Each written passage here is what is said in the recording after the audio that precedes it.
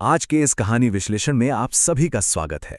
आज हम एक ऐसी बेहतरीन और क्लासिक लोक कथा पर चर्चा करने वाले हैं जो सीधे तौर पर इस बात पर चोट करती है कि हमारे आसपास की स्थितियों और हमारे भाग्य के बीच आखिर क्या कनेक्शन है।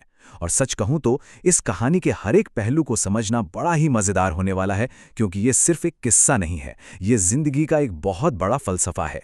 शुरुआत में ही एक बहुत ही गहरा सवाल सामने आता है। क्या हमारा भाग्य वाकई किसी और के हाथ में होता है? हम सभी के दिमाग में कभी ना कभी ये ख्याल जरूर आता होगा कि आखिर हमारी जिंदगी की कहानी का कंट्रोल किसके पास है। लेकिन इंटरेस्टिंग बात यह है कि इस सीधी सादी सी लोक कथा में इस सबसे कॉम्प्लेक्स सवाल का एकदम सटीक जवाब छुपा है। तो चलिए देखते हैं कि हमारी कहानी का असली लेखक आखिर है कौन। तो बढ़ते हैं कहानी के पहले हिस्से की तरफ, अहंकार और चुनौती। कहानी की शुरुआत होती है एक ऐसे राजा से जिसे लगता था कि वो एकदम परफेक्ट, न्यायप्रिय और समझदार है। पर असल में वो एक बहुत बड़े भ्रम में जी रहा था।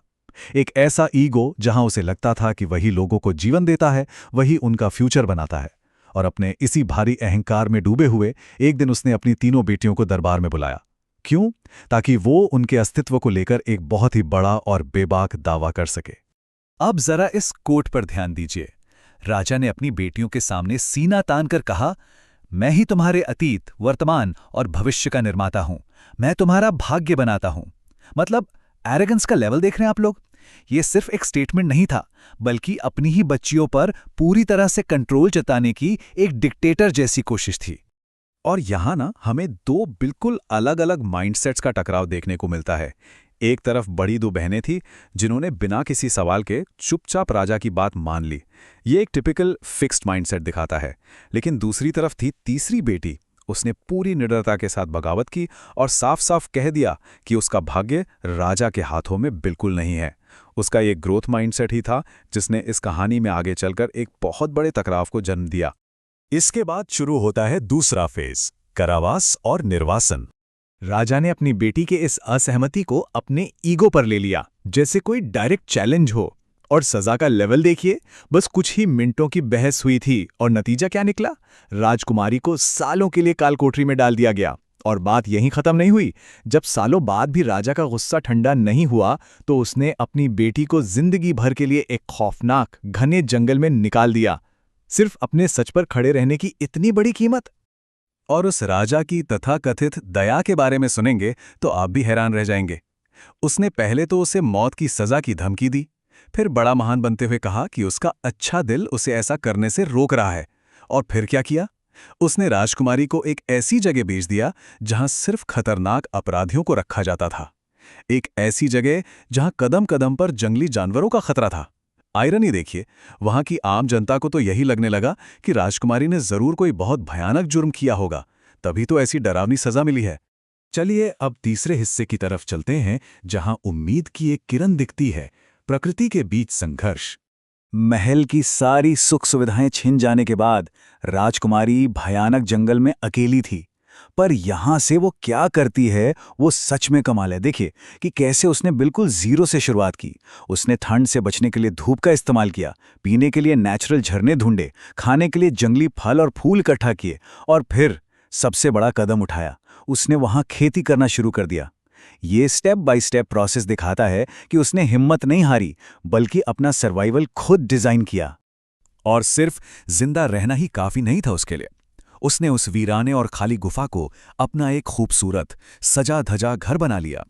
महल के दबे दबे माहौल से दूर उस खुली हवा में उसने सच में जीना सीख लिया था, खुशी और शांति ढूंढ ली थी। ये हमें सिखाता है कि सिचुएशन चाहे जितनी भी टफ क्यों ना हो, हम उसमें कैसे रिएक्ट करते हैं, ये पूरी तरह से हमारे हाथ में होता है। अब कहानी में एक नया मोड़ आता है। भाग 4, एक नए राज्य का उदय। इस जंगल की अकेली जिंदगी में एक दिन एक भटकता हुआ राहगीर आता है। जब वो राजकुमारी के साहस और आत्मनिर्भरता को देखता है तो वो उससे प्रभावित हो जाता है और उन्हें आपस में प्रेम हो जाता है। फिर वो भी इस सफर में राजकुमारी के साथ जुड़ जाता है। इस नई साझेदारी ने जंगल की उस शांत और अकेलेपन वाली जिंदगी में एक नई ताकत और एनर्जी भर दी। और दोस्तों, यहां से जो ट्रांसफॉर्मेशन होता है वो पूरी तरह से माइंड ब्लोइंग है। उस राहगीर के साथ मिलकर राजकुमारी ने वहां रहने वाले बाकी निर्वासित और बेघर लोगों को एकजुट करना शुरू किया। देखते ही देखते उसके लीडरशिप में वो भयानक जंगल एक गुलजार चहल पहल वाले शहर में बदल गया। और फिर वो दोनों वहां के नए राजा रानी बन गए। उनके इस नए राज्य की कहानियां दूर दूर तक फैलने लगी। और सबसे खास बात यह है कि उसने ये सब किसी के एहसान से नहीं, बल्कि अपनी खुद की मेहनत और काबिलियत से बनाया था। आते हैं कहानी के क्लाइमैक्स पर। भाग 5, राजा का पछतावा। जब इस नए और अमीर शहर की खबरें पुराने राजा के कानों तक पहुंचीं, तो वो खुद इन्वेस्टिगेशन करने निकल पड़ा। लेकिन जैसे ही वो दरबार में पहुंचा, उसकी आंखें फटी की फटी रह गईं। सामने शाही सिंहासन पर कोई और नहीं, बल्कि उसकी वही बेटी और उसका पति बैठे थे, जिसे उसने सालों पहले निकाल दिया था। जरा सोचिए, उस राजा के दिमाग में क्या चल रहा होगा। जिस सजा से वो बेटी को बर्बाद करना चाहता था, उसी सजा ने अनजाने में इस शानदार साम्राज्य की नींव रख दी थी। और जैसे ही राजा वहां बैठा, उसे याद आई वही बात, हर इंसान अपना भाग्य खुद बनाता है, कोई और इंसान किसी और का भाग्य नहीं बना सकता। इस एक सच्चाई ने राजा के सालों पुराने अहंकार को चकनाचूर कर दिया। उसे आखिरकार उस कड़वे सच का सामना करना ही पड़ा, जिसे वो अब तक लगातार दरकिनार करता आ रहा था। तो अब आते हैं अपने आखिरी और सबसे जरूरी हिस्से पर, भाग्य बनाम आत्मनिर्भरता। सिंहासन पर बैठी उस राजकुमारी ने उस पल क्या किया। उसने अपने पिता का पूरे सम्मान के साथ स्वागत किया। उसके अंदर अपने पिता के पिछले बुरे बर्ताव के लिए गुस्से का एक कतरा भी नहीं था। और ये बात क्या साबित करती है? ये साबित करती है कि वो मेंटली और इमोशनली अपने पिता के कंट्रोल से पूरी तरह आज़ाद हो चुकी थी। जब हम अपनी खुद की सफलता से शांति पा लेते हैं, तो पुरानी कड़वाहट के लिए कोई जगह ही नहीं बचती। तो इस पूरे एक्सप्लेनर की सबसे क्रूशियल बात यही है कि असली ताकत आत्मनिर्भरता यानी सेल्फ रिलायंस में है। ये वो पावर है जिससे आप अपनी समझदारी, कड़ी मेहनत और लचीलेपन का यूज करके अपने भाग्य को खुद डिजाइन कर सकते हैं। कहानी में बताती है कि चाहे हालात कितने भी बुरे क्यों ना हो, उन्हें अपने फायदे के लिए एक बढ़िया अपॉर्चुनिटी में बदला जा सकता है। भाग्य कोई गिफ्ट नहीं है जो कोई दूसरा आपको देगा, बल्कि ये आपके अपने एक्शंस का, आपके अपने कर्मों का रिजल्ट होता है। और अब जाते जाते एक सवाल जिस पर हम सबको एक बार सोचना चाहिए। जब कभी जिंदगी में सबसे मुश्किल हालात सामने आएंगे, तो हम अपने भाग्य को खुद बनाने का चुनाव कैसे करेंगे? क्या हम हालातों के सामने घुटने टेक देंगे, या इस राजकुमारी की तरह जीरो से शुरू करके अपनी खुद की एक नई दुनिया खड़ी करेंगे? इस चर्चा का हिस्सा बनने के लिए बहुत बहुत शुक्रिया। उम्मीद है ये कहानी आप सबको अपने डिसीजंस खुद लेने के लिए इंस्पायर जरूर करेगी।